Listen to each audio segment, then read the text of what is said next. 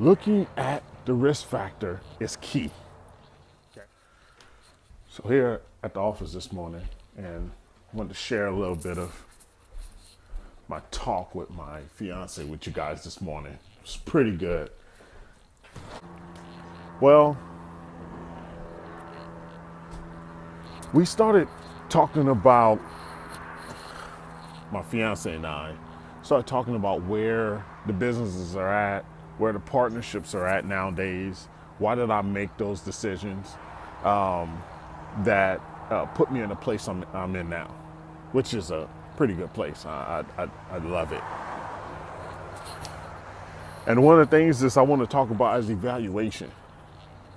And with evaluation, what I want to say is taking a look at the risk factor. Okay? Looking at the risk factor is key. Okay? When we're out there making money, we're involved in all these deals and transactions, and a lot of times things are just moving up fast. And as long as we got income coming in, I think we tend to trust a lot more. We tend to not pay attention a lot more, and just kind of have things on automatic payment or automatic receiver payments and things like that. Well, let me get out of this traffic here. Well, that's what happened. And once I really something went wrong, I started to take a look at a few of the partnerships and businesses I had, and I started to shift some things around. We talked about current partnerships, past partnerships, and the sole prop status of one of the businesses I own. And why did I dissolve certain partnerships? Why? Why did I dissolve certain partnerships? At that time, about 6 months ago, I had one sole prop, 3 partnerships. I had 3 construction companies that I was investing into projects they were doing. So I invested, instead of investing into the overall company, I invested in particular projects that I participated in, and estimating and really just the project scope and the day-to-day tasks that they had to face out there. And I was involved in it, and that's why I invested in it, because of my commitment level to it. Well, I had a lot of moving parts during that time with all those partnerships, and also did consulting. I managed companies. I'm at one of the companies that I manage right now, and I helped out all these businesses around. And some of those investments into that I went into projects, my investment dealt with me,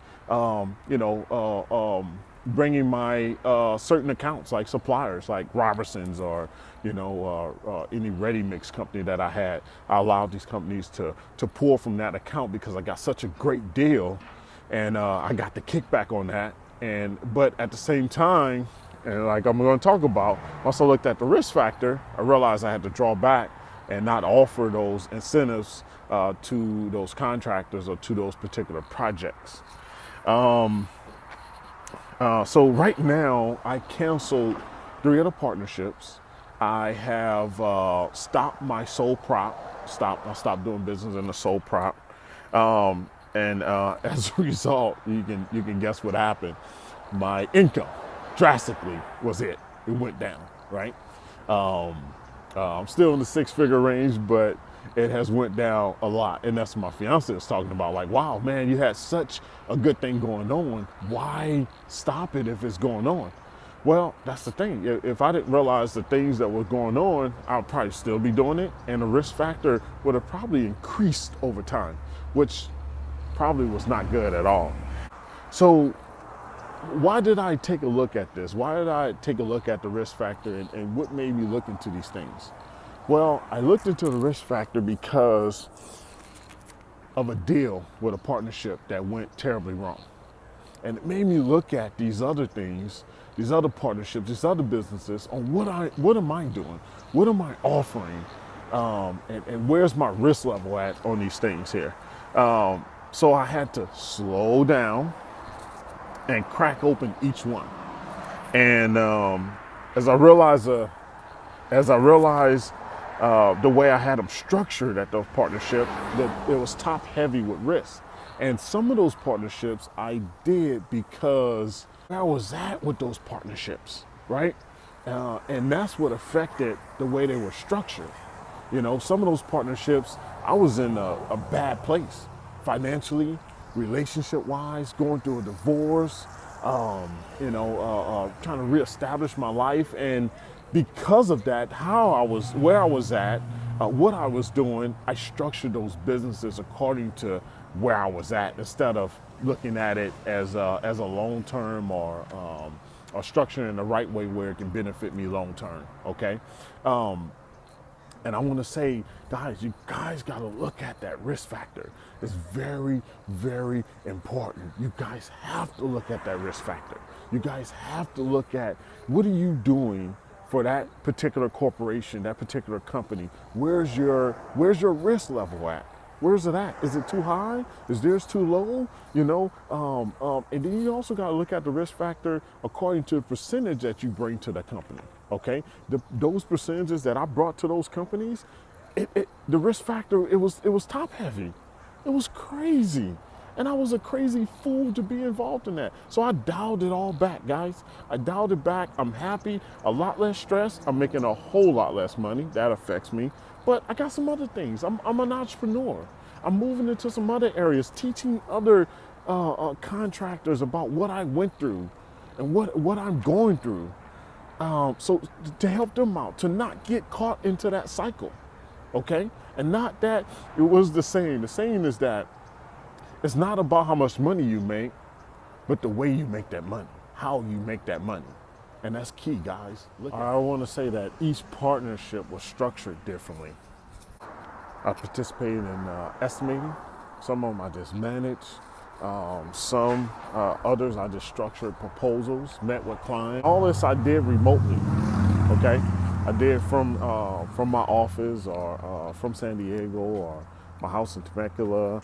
I did remotely. I didn't really go to the office a lot, maybe once a month. I went there, had a meeting with the entire team, and kind of got brought up on a lot of things that was going on. But what I should have done, I should have required more daily reports.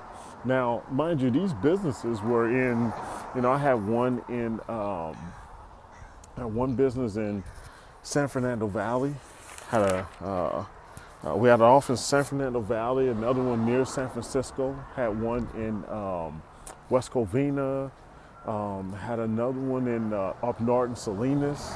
Had another partnership here in San Diego and Fontana. We had 2 offices. And that's where I mainly spent most of my time at while I managed those different businesses, okay? I should have required more daily reports, okay? Some of the daily reports I should have been requiring from these partnerships. That way I can stay in the loop and see what's going on. And then you don't necessarily have to respond or even participate or even, add comments to these daily reports. You just need to receive them, review them, whatever you review them, weekly, daily, every 3 days or such. That's up to you, but you need to receive this information so you know where that partnership, that business is at in the moment. Okay, and we're talking about outside of the quarterly reports that we receive. A lot of those quarterly reports are financial sides and dealing with numbers. Those are important. You need those. But there's some daily ones that I want to talk about, share with you, that you need to ask to receive or you need to set up within the structure to start receiving from that business. First one I want to talk about is manpower. There's manpower. Second one I'm going to talk about is called job list. You need a job list, a daily job list. And third thing I want to talk about is being CC'd in emails. Being CC'd in emails is very important, okay? And it's not anything about micromanaging or anything like that, but being CC'd in emails, you know what's going on. You know how we're communicating with the customer internally, okay? And you stay involved in those issues because each of those issues, as they grow, they can affect the business up or down. So be involved in emails, and they need to include you and CC you in those emails. And I want to say what I like to receive now is a weekly employee list.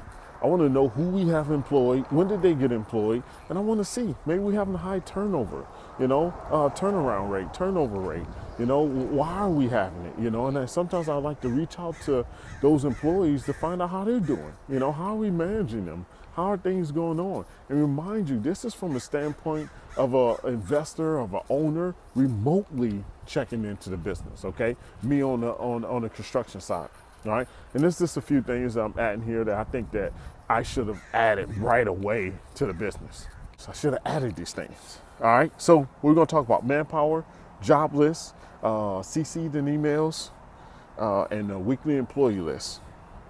And this is outside your standard quarterly reports for businesses, okay? This is outside of that.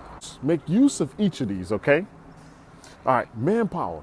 Manpower tells you what jobs are going on, what employees are on that job. I'll have it detailed. Like one of the businesses I manage, I get a manpower report every day. It'll say what equipment is on that job, what employees are working that job, what type of job it is, their start time, their end time. It'll say, the foreman of the customer for that job. It'll give detailed information like that. It'll tell me who's off, who's been let go. It has a section down there, who we sent back to this particular company I manage as union, who we sent back to the hall. So I haven't given out quite a bit of information on that manpower list. But when I pull that manpower list up, I can really see where we're at. As far as the jobs that are going on for that day, how many guys we have out there, and things like that, what equipment, what trucks are working out there, and things like that. Next, I want to talk about job lists. Now, the job list, it lets me know, I can get the job list from the manpower too, but the job list will give me what jobs are, where the status is at on these jobs. Are they pending, and if we have, so many jobs pending, why do we have them pending? Are they ongoing? Are we waiting on some information? Things like that. So I get a job list, and on that job list, I get current jobs, completed jobs, and then a job list where it shows current and completed, the total list. I can divide it up into to those different categories, however I want to look at it. I can see how long these projects are taking. What's the start date, end date, things like that, and I can match that up to my quarterly reports on what we made from that job, or the sales on that job. I can see where it's at. Okay. Now, mind you, being outside of construction, you can structure these reports different ways to give you different reports, but you need to get these daily reports. All right, next thing here is being CC'd in emails. I think we talked about that, how important that is, being kept in the loop on these different issues going on with the company internally and with customers and employees and things like that. I don't care if they have to fucking blind CC me. I want to be included. And I don't have time to fucking read emails, okay? I don't. But, when I do and I need to go and look at it, it's there. Next thing I want to say, weekly employee list. Having a weekly employee list is very important. And the reason why it's important is because I want to know who's there. When did we employ them? I want to get their number on that list. I want to get their email address. I want to know their employment date. And that information is very important to me for when I need it. And those are the daily reports that I should have been requesting from those partnerships and those businesses. I should have been getting those, okay? I should have been requiring that instead of just, from when I consult and manage and I get those daily reports. I should have had that in my business as well, and I failed to do that. So get involved, guys. Get those reports daily, monthly, quarterly. Make sure you stay in the loop and get that information.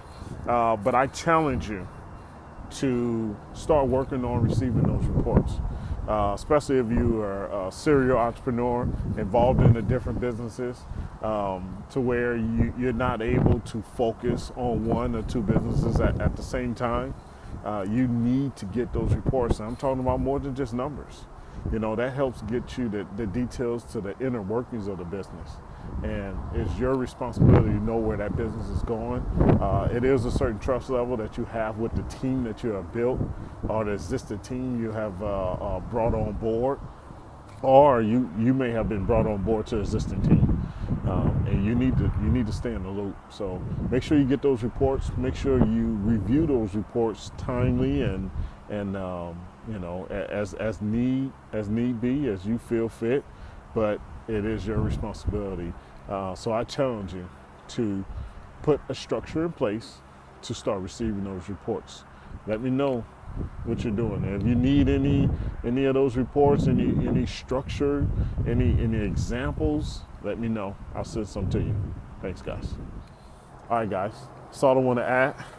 That's all the time I have, guys. But last thing I want to say is hustle hard. Hustle hard. See you guys next time. Thanks.